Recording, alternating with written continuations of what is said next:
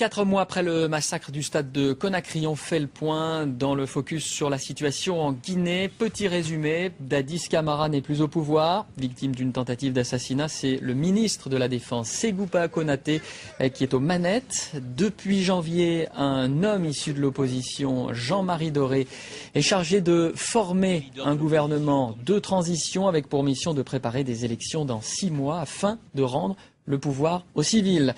Pour nous éclairer, Rachid Ndiaye, bonjour.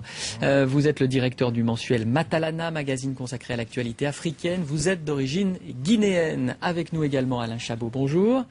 Vous êtes reporter de retour de Guinée. Alain, première question pour vous. La Guinée est-elle vraiment entrée dans une période de transition où tout ça reste-t-il fragile ? Alors il y a un peu des deux, la transition elle existe, elle est palpable, hein. Il y a une certaine euphorie, une agitation qui règne dans les milieux politiques et puis peut-être dans une moindre mesure militaire également. Et en même temps on note quand même des inquiétudes, alors elles sont de divers ordres. Que sera l'attitude de l'armée? Est-ce que tous les barons de la junte seront alignés derrière le général Ségoupa Konaté chargé de conduire à bien cette transition? Et puis est-ce que les partis politiques qui sont d'ores et déjà dans une stratégie présidentielle, appuieront suffisamment Jean-Marie Doré pour lui donner suffisamment d'espoir et d'énergie dans la réussite de cette transition. Avant de poursuivre, on va regarder un de vos reportages sur cette transition délicate, sur fond d'enquête sur le massacre de Conakry que l'ONU attribue à Dadis Camara. L'armée, toujours au pouvoir en Guinée, n'a pas tardé à réagir. C'était il y a une semaine. Regardez. Nous sommes au Palais du Peuple à Conakry, un vestige de l'époque de Sékou Touré. Les représentants de la communauté internationale et de l'État guinéen ont été conviés à un événement qui s'annonce décisif pour le pays. Qu'est-ce qui s'est passé? Vraiment, qu'est-ce qui s'est passé le 28 septembre 2009 au stade du même nom à Conakry? Ce matin-là, la commission d'enquête nationale rend donc son rapport sur ce tragique événement, la sanglante répression d'une manifestation pacifique de l'opposition.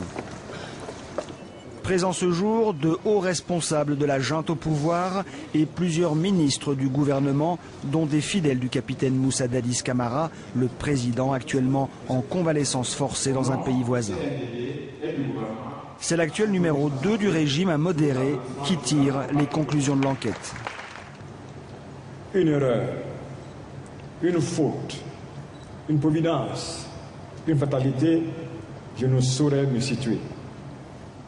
Quel que soit le jugement que chaque Guinéen puisse se faire sur le contenu de ce document, j'estime que nous avons besoin et avions le devoir de se pardonner et de se réconcilier. C'est le prix de notre union. C'est au prix d'une vérité partielle qu'a ainsi été rédigé ce rapport. Un rapport volontairement édulcoré pour ne pas compromettre la fragile transition démocratique aujourd'hui à l'essai en Guinée. Les enquêteurs minimisent les viols, mais surtout ils s'en tiennent au nombre de 63 morts et exonèrent le capitaine Moussa Dadis Camara et ses proches de toute responsabilité. Pour les rapporteurs, l'unique commanditaire et principal exécutant du massacre est le lieutenant Toumba Diakité, chef de la garde présidentielle. Absolument, vous avez entendu effectivement ce qui se passe. Il tombe à Diakité, une équipe de bérets rouges et d'autres personnes non encore identifiées. Donc il y a plein de personnes. Il est établi que le président n'est jamais venu au stade. Un rapport qui va à l'encontre de la commission d'enquête des Nations Unies qui fait état d'au moins 156 morts et disparus et qui surtout met en cause directement le président Moussa Dadis Camara. Un constat partagé par l'actuel Premier ministre issu de l'opposition. Je ne vois pas ce que la garde présidentielle, qui est là pour la sécurité du président, vient faire dans le maintien d'ordre. Le président n'était pas au stade. Si le président était venu au stade, on pouvait justifier la présence, n'est-ce pas, de la garde présidentielle. Donc cette présence en soi devait poser des interrogations et le rapport n'en a pas tenu compte. Donc. Une délégation de la Cour pénale internationale est attendue à la mi-février à Conakry. Une mission qui pourrait déclencher d'éventuelles poursuites à haut niveau. Alors justement, Rachid Ndiaye, la venue de la procureure adjointe de la Cour pénale internationale sonne-t-elle le glas de l'armée et de Dadis Camara en particulier ? Non, je pense que cette arrivée signifie tout simplement que malgré l'existence d'une nouvelle ligne de transition, de nouvel accord politique, ça ne met pas fin à l'action publique internationale concernant les massacres du 28 septembre 2009. Mais en même temps, comme la responsabilité du chef de l'État, le capitaine Dadis et certains de ses collaborateurs ont été établis de manière manifeste dans le rapport de l'ONU, je crois que c'est plus ou moins traduire un petit peu en acte la procédure qui a été enclenchée depuis le mois de décembre pour en tirer les conclusions. Et je crois que ça, en même temps, s'installe une nouvelle forme de ligne rouge vis-à-vis de l'armée dans ses actions dans le jeu politique guinéen. Je crois que c'est un élément qui est un petit peu nouveau puisque... Dadis Camara, il est hors jeu politiquement dorénavant. Je crois que Dadis est hors jeu politiquement. Je crois que Dadis est hors jeu. Une formule a été trouvée, une formule de convalescence politique qui le retient à Ouagadougou. À partir du moment où cette déclaration conjointe a été signée entre lui, le général Sekouba Konaté, et donc le médiateur qui relance la nouvelle transition avec la désignation d'un nouveau Premier ministre, je crois que cette période, on peut dire que c'est une période qui est quand même terminée, je crois. Alors pourquoi 4 semaines après sa nomination, Jean-Marie Doré, on l'a entendu dans le reportage d'Alain Chabot, n'a-t-il toujours pas formé un gouvernement de transition? Je crois que ça, c'est les difficultés liées à la négociation des contours de la transition. Parce que la déclaration conjointe de Ouagadougou pose un certain nombre de paramètres qui donnent une liberté aux forces vives, mais en même temps, la déclaration créer quand même des cadres assez stricts dans lesquels la transition doit se dérouler. Et je crois qu'aujourd'hui, le Premier ministre Doré, Jean-Marie Doré, qui essaie d'utiliser la partie de l'accord qui lui est favorable en termes de chef de gouvernement, mais en même temps, il traîne un peu le pied parce qu'il y a aussi une négociation entre les forces vives et les partis politiques pour définir les contours de cette transition, puisque je fais observer que la transition impose au nouveau gouvernement d'organiser des élections dans un délai de 6 mois.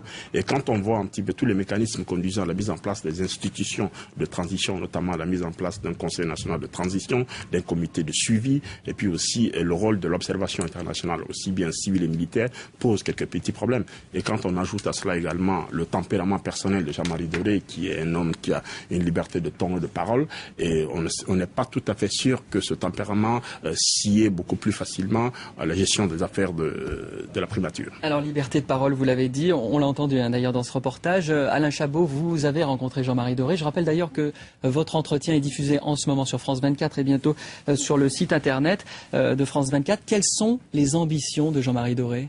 Alors son ambition première, c'est remplir sa mission, à savoir bien de mettre cette transition sur les rails et puis de la faire aboutir, à savoir engager et réussir des élections présidentielles. Mais alors d'ores et déjà, il module les critères, c'est-à-dire que le fameux délai de 6 mois, quand on discute avec Jean-Marie Doré, quand la presse l'interpelle, il commence d'ores et déjà à expliquer que les 6 mois c'est sur le papier, mais que la pratique c'est quand même ça qui compte et qu'on verra avec le temps si on pourra mettre sur pied des listes électorales crédibles et puis lancer une campagne électorale, tout ça dans un climat propice à des élections libres, sereines et transparentes. Donc tout ça c'est un peu l'inconnu et Jean-Marie Doré saura vraisemblablement jongler avec ces différents facteurs pour peut-être un jour ou l'autre, comme certains le soupçonnent, se dévoiler une stratégie présidentielle qui le concernerait. C'est du moins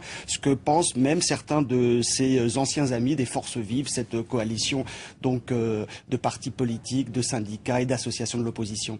Rachid Ndiaye, comment va se passer le partage du pouvoir entre Jean-Marie Doré et le président par intérim Sekouba Konaté? Écoutez, les deux hommes peuvent travailler ensemble? Écoutez, c'est à la fois assez simple, assez compliqué. C'est assez simple en ce sens que la déclaration conjointe de Ouagadougou définit les lignes de partage. C'est assez compliqué en ce sens que chacun fait de l'exégèse. Je crois qu'au départ, le général Sekouba Konaté souhaitait s'occuper essentiellement d'impératifs sécuritaires et militaires concernant la restructuration de l'armée, la nouvelle coopération militaire. Mais en même temps, Jean-Marie Doré a aussi une compétence liée parce qu'il s'agit d'un pouvoir plus ou moins collégial, à savoir que c'est l'ensemble des forces vives et des partis politiques qui en font partie, qui ont donc choisi le Premier ministre. Je fais observer que Jean-Marie Doré lui-même ne peut pas être candidat si on interprète stricto sensu la déclaration conjointe de Ouagadougou. Et je fais également remarquer que le même Jean-Marie Doré a déjà quand même été 2 fois candidat à l'élection présidentielle avec les résultats qu'on connaît. Et donc tout cela, je crois que finalement, si la primature s'affaiblit, le chef de l'État sera obligé d'intervenir davantage. Mais si un consensus politique beaucoup plus équilibré, je crois que les lignes de de partage pouvant être un peu plus claires. La commission électorale a-t-elle un rôle important à jouer dans les prochains mois? La commission électorale, justement, nationale indépendante, a un rôle important puisqu'elle a été constituée lors des premières grèves de 2006-2007. Mais l'inquiétude aujourd'hui, c'est qu'il y a un mois, le président de la commission électorale nationale disait que tout est prêt, que le fichier électoral est prêt. Il reste juste quelques correctifs concernant les Guinéens de l'étranger. Un mois après, lui-même estime que, bon, c'est pas suffisamment prêt. Je crois que les gens veulent jongler avec la transition, alors que la transition n'offre pas cette perspective-là aujourd'hui. Je crois que la meilleure façon, à mon sens, d'arriver à organiser des élections libres et démocratiques dans un délai qui est imparti, c'est que le général Sékou Konaté lui-même prenne une ordonnance fixant la date des élections. Et ce sera le mot de la fin. Merci Rachid Ndiaye, merci Alain Chabot d'avoir été avec nous pour ce focus sur la Guinée. D'autres infos à suivre sur France 24.